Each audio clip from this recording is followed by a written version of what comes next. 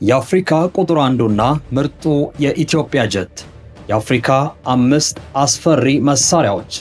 እነዚህ አደገኛ የጦር መሳሪያዎች የአፍሪካ ትጥቅ ከክላሽ አያልፍም የሚባልን አባባል ፉርሽ አድርገውታል። አሁን የአፍሪካ ሀገራት ከነፍስ ወከፍ መሳሪያ አልፎ የዘመናዊ የጦር ጀቶች፣ የሰው አልባ ድሮኖች፣ የሄሊኮፕተሮችና የባለስቲክ ሚሳኤሎች ባለቤቶች ሆነዋል። ሀገራችን ኢትዮጵያ እንኳን ከድሮን መግዛት አልፋ ማምረት፣ ጥይት ከማስገባት አልፋ መሸጥ ጀምራለች። ቀደም ብላም የአፍሪካን ምርጡን ጀት የግሏ ማድረግም ችላለች።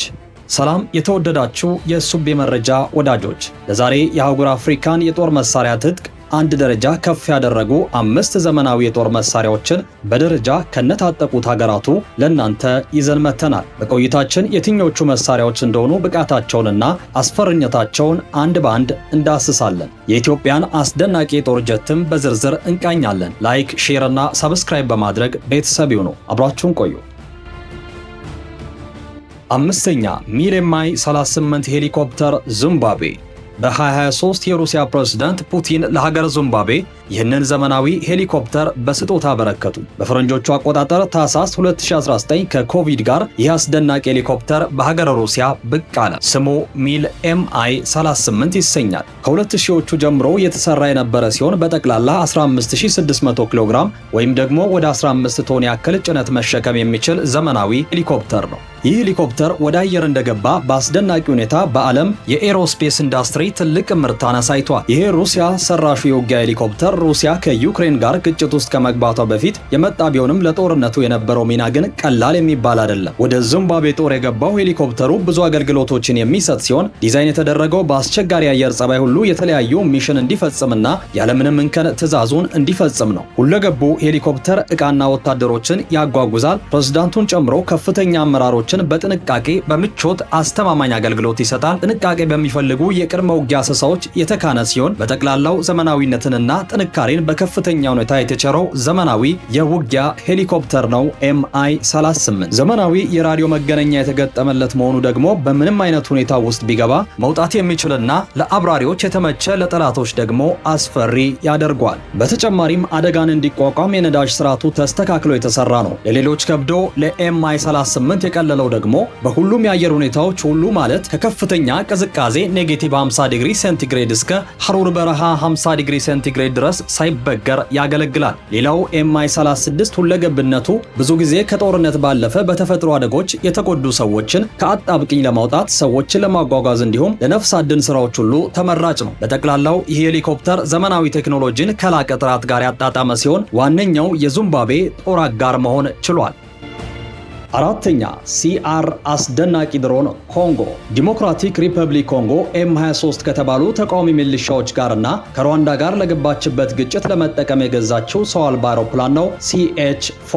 በቻይና ኤሮስፔስ ኤንድ ቴክኖሎጂ የተሰራው CH4 ሰው አልባ የውጊያ አውሮፕላን ራሷ ቻይና ከዚህ በፊት ከሰራችው ራምቦ ከተሰኘው ድሮንና አሜሪካ ካመረተችው MQ9 ጋር በዲዛይን እንዲሁም በአቅም ይመሳሰላል። ይህ ድሮን በሁለት መልክ የተሰራ ሲሆን አይነቶቹ CH4A እና CH4B ይባላል። CH4A በዋነኛነት ለቅድመ ውጊያ ስለላ ተብሎ እጅግ ድንቅ ካሜራዎችንና ሴንሰሮች ተገጥሞለት የተመረተ ሲሆን CH4B ደግሞ ለጦርነት ታስቦና የተለያዩ ሚሳኤልና ቦምቦች እንዲሸከም ተደርጎ የተሰራ ነው። ይህ CH4 የተሰኘ ድሮን ከፍተኛ ብርታትና ጥንካሬ ያለው ሲሆን አየር ላይ 40 ሰዓታትን መቆየት ይችላል። በዚህም ሩቅ ስፍራዎች ላይ ሰፊ አሰሳና ጥቃት ለማድረግ ይረዳዋል። የተገጠመለት ዘመናዊ ሞተር ነዳጅ ቆጣቢና ዘመናዊ ኤሮዳይናሚክ ቴክኖሎጂ ያዋቀረ ሲሆን የዚህ ድሮን የጥንካሬ ምንጭ በመሆን ያገለግላል። አየር ላይ ሆኖ መሬት ላይ ካሉ አዛዦች ጋር በቀላሉ ለመግባባትና መረጃ ለመለዋወጥ እንዲረዳው የወቅቱ ዘመናዊ ቴክኖሎጂዎች የተገጠሙለት ሲሆን በተጨማሪም ሩቅ ሆኖ በተቆጣጣሪዎች ለመታዘዝ የማያስቸግርና በሰኮንዶች ውስጥ መታዘዝ የሚችል ነው። CH4B የተሰኘ የጦር ተሸካሚ ድሮን በአንዴ 6 ሚሳኤሎችንና ቦምቦችን መሸከም የሚችል ሲሆን የተሸከመውን መሳሪያዎች ተሽከርካሪዎችና ጠላቶች ላይ በትክክል በማሳረፍ የተመሰከረለት ነው። ይህ ደግሞ በየትኛውም የጦር ሰፈር ተፈላጊ እንዲሆን አድርጎታል። አሁንም በዋናነት እነዚህን ድሮኖች የሚጠቀሙት ሀገሮች ኢራቅ፣ ሳውዲ አረቢያና ፓኪስታን ሲሆኑ ወደ አፍሪካ ዘልቆም ኮንጎ ደርሷል። ሀገራቶቹ በተለያየ የውጊያ ቀጠና ተጠቅሞበት ድንቅነቱን መስክሮለታል። ቻይና ይህንን ድሮን አምርታ ለሰው አልባ አውሮፕላን ገበያ ስትገባም ከፍተኛ ተቀባይነትን ያገኘችበት ሲሆን አሁን ላይ ከዓለም ላይ ተፈላጊ የጦር መሳሪያ አምራች ሀገር ተርታ እንድትሰለፍ አድርጓታል። ሀገራችን ኢትዮጵያ በቅርቡ ወደ ጦሯ መቀላቀል ችላለች። ሶስተኛ ሼኖክ ሄሊኮፕተር ግብጽ። አደገኛ የጦር መሳሪያዎችን ከታጠቁ የአፍሪካ ሰራዊቶች መካከል ግንባር ቀደሙ የግብጽ መከላከያ ሰራዊት ነው። ታዲያ ሰራዊቱ ካሉት ዘመናዊ የጦር መሳሪያዎች በዘመናዊነት ግንባር ቀደምና ቦይንግ ሰራሾ ሼኖክ ሄሊኮፕተር ይገኝበታል። ሄሊኮፕተሩ መለስተኛ ብረት ለበስ የውጊያ መኪኖችንና ማሽኖችን ተሸክሞ ሲያጓጉዝ ላየ ሰው አየር ላይ የሚንሳፈፍ አይመስልም። በአስቸጋሪ ቦታዎች ሁሉ ወታደሮችን ብቻ ሳይሆን ከባባድ መሳሪያዎችን የሚሸከመውና ግዙፉ ቦይንግ CH-4 ሼኖክ 2 ይባላል። የተመረተውም በሀገረ አሜሪካ ነው። ይህ ሄሊኮፕተር ለየት ባለ ዲዛይን የተሰራ ሲሆን 24494 ኪሎ ግራም የመሸከም አቅም አለው። የተሰራውም በእርግጠኝነት ከባባድ ዕቃዎችን በትልልቅ ሚሽኖች ጊዜ ለመጠቀም ነው ብንል ማጋነን አይሆንም። በቅርቡ የነዳጅ አጠቃቀምና የተመረተበት ማቴሪያል ተመርጦ እንደገና የተመረተ ሲሆን ይህም የሄሊኮፕተሩን ዕድሜ በእጅጉ ጨምሯል። በተጨማሪም የዕቃ የመያዝ አቅሙና በፍጥነት ከባድ ጭነት ይዞ የመነሳትና የማረፍ ሂደቱ ተሻሽሎለታል። ፍጥነቱ 315 ኪሎ ሜትር በሰዓት ሲሆን በአንዴ 715 ኪሎ ሜትር ድረስ ርቀት መጓዝ ይችላል። ይህም በጦርነትና በተፈጥሮ አደጋዎች የነፍስ አድን ድጋፍ ለማድረግ እንዲሁም ከባባድ ጭነቶችን ለማድረስ ተመራጭ ሲሆን የዓለም ግዙፉና ተወዳጁ ሄሊኮፕተር ነው። ከባባድ ጭነት ተሸካሚ ከሆኑ ሄሊኮፕተሮች ሁሉ በዘመናዊ የመገናኛ ቴክኖሎጂዎች ይልቃል። ማለትም ብዙ ነገር በአንድ ላይ የያዘ ሲሆን ጥንካሬው አስደናቂ፣ አቅሙ ደግሞ ወደር የለሽ ነው። ይህ ጉደኛ ሄሊኮፕተር ለዓመታት አዳዲስና ጠንካራ መሳሪያዎች በሚታዩበት የአሜሪካ የጦር ሰፈር ተመራጭ እንደሆነ የቀጠለ ሲሆን ወደ አፍሪካም ገስግሶ ሀገረ ግብጽ ገብቷል። ሁለተኛ የአፍሪካ ምርጡ ጀት ሱ-30 ኢትዮጵያ።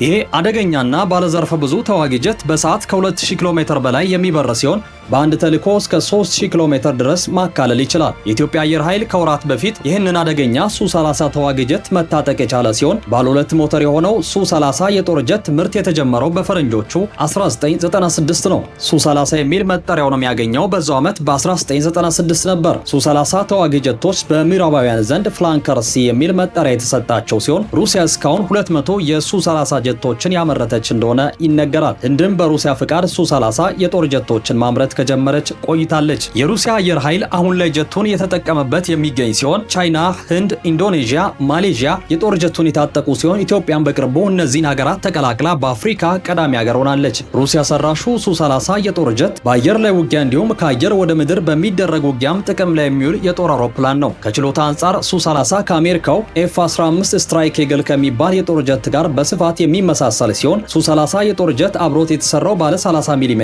ኬሳ 301 መድፍን ከ150 ጥይቶች ጋር የታጠቀ ነው። ከአየር ወደ አየር፣ ከአየር ወደ ምድር የሚተኮሱ ሚሳኤሎች፣ ክላስተርና በሌዘር የሚመሩ ቦምቦች እንዲሁም ሮኬቶችን ጨምሮ እስከ 8000 ኪሎ ግራም የሚደርስ የጦር አውሮፕላኖችን መታጠቅ የሚችል ሲሆን 2 ቱርቦፋን የተገጠመለት የጦር ጀት ነው። በአንድ ተልዕኮ ሰፊ አካባቢን ማካለል እንደሚችልም ይነገርለታል። የጦር አውሮፕላኑ መያዝ በሚችለው መደበኛ ነዳጅ በአንድ ተልዕኮ እስከ 3000 ኪሎ ሜትር ማካለል የሚችል ሲሆን በዚህም 5 የውጊያ ሰዓት ተልዕኮን ማከናወን ይችላል። በአየር ላይ ነዳጅ ከተሞላለት ደግሞ በአንድ ተልዕኮ እስከ 5200 ኪሎ ሜትር ድረስ ማካለል የሚችል ነው። እስከ 10 ሰዓት የውጊያ ተልዕኮን ደግሞ በቀጥታ ማከናወን ይችላል። በአንድ ጊዜ 2 ሰዎችን የሚያሳፍረው የጦር ጀቱ በሰዓት እስከ 2100 ኪሎ ሜትር ድረስ መብረር የሚችል ሲሆን አሁን ተቀዳሚ የኢትዮጵያም የአፍሪካም ተዋጊ የጦር ጀት ነው ሱ-30። አንደኛ ስካንዳር ባላስቲክ ሚሳኤል አልጄሪያ። አልጄሪያ ስካንዳር ባላስቲክ ሚሳኤልን ወደ ጦሯ የቀላቀለች የመጀመሪያዋ አፍሪካዊት ሀገር ናት። ሀገሪቱ ለ7 ዓመታት የሩሲያን ደጅ ጠንታ ከቤላሩስና አርሜኒያ ቀጥላ የሚሳኤሉ ባለቤት ሆናለች። ኢትዮጵያም አልጄሪያን ተከትላ በቅርቡ ወደ ጦሩ ቀላቅላለች። ስካንዳር ሚሳኤል ለመግደል የተሰራ ይሉታል። ምክንያቱም ተኩሶ አይስትም። ሚሳኤሉ ፊቱን ያዞረበት ጠላት ደግሞ መዳረሻው አይገኝም። ይሄ ስካንዳር ሚሳኤል ሙያዊ መጠሪያው 9K 720 ስካንዳር የሚባል ሲሆን የቀድሞውን OTR-21 ቶሽካ የተሰኘውን የሩሲያ ሚሳኤል ለመተካት የተመረተ ነው። በቀጥታ ወደ አገልግሎት የገባው በ2006 ሲሆን በአሁኑ ጊዜ ተቀዳሚው ታክቲካል ባላስቲክ ሚሳኤል ሲሆን በጣም አስፈላጊ ለሆነ ጥቃት ብቻ ይጠቀሙታል። ስካንዳር ታዲያ በ1980ዎቹ ተሰርቶ በ2006 ወደ አገልግሎት የገባ ሲሆን ከሩሲያ ውጭ አርሜኒያና ቤላሩስ አሁን ደግሞ ኢትዮጵያ ይጠቀሙበታል። ከ500 ኪሎ ሜትር ድረስ የሚጓዝ ሲሆን በሰዓት 8070 ኪሎ ሜትር የሚሆን ፍጥነት አለው። ይህ ማለት 500 ኪሎ ሜትሩን በ4 ደቂቃ መድረስ ይችላል። መቆጣጠሪያ ሲስተሙ ኢነርሻል ኦፕቲካል እና ራዳር ሲስተምን በአንድ ላይ ስለሚጠቀም በጥቃት ጊዜ ምንም አይነት ስህተት አይሰራም። የሚተኮሰው ባለ 8 እግር ትራንስፖርተር ኢሬክታል ላውንቸር የተሰኘ ተሽከርካሪ ላይ ተገጥሞ ሲሆን በፍጥነት ቦታ እየቀያየረ ጥቃት ለማድረስ ተመራጭ ሆኗል። ተሽከርካሪ መኪናው ላይ እንዳለ በፍጥነት መንቀሳቀስ ስለሚችል በቀላሉ ለሚሳኤል መከላከያ ጸረ ሚሳኤሎች የማይለይ ያደርገዋል። ሆኖም የታርጌትና የውሳኔ ለውጥ ለማድረግ እጅግ በጣም ተመራጭ ነው። የተለያዩ የሚሳኤል አይነቶችን መሸከም የሚችል ሲሆን እንደ ኮንቬንሽናል ሃይ ኤክስክሉሲቭ ተርማባሪክ እና ክላስተር ቦምቦችን መሸከም ይችላል። ሚሳኤሉ እንደ አስፈላጊነቱ ስትራቴጂካዊና ታክቲካል ጥቃቶችን ለማድረስ ተመራጭ ነው። አልጄሪያ ይህንን ሚሳኤል በይፋ የታጠቀች ሀገር ስትሆን ከዚህ ቀድሞ የኢትዮጵያ መከላከያ ሰራዊት ታጥቆታል የተባለ በሰፊው ሲወራ ነበር። አሁን ደግሞ በግልጽ ይፋ ሆኗል። ሰላም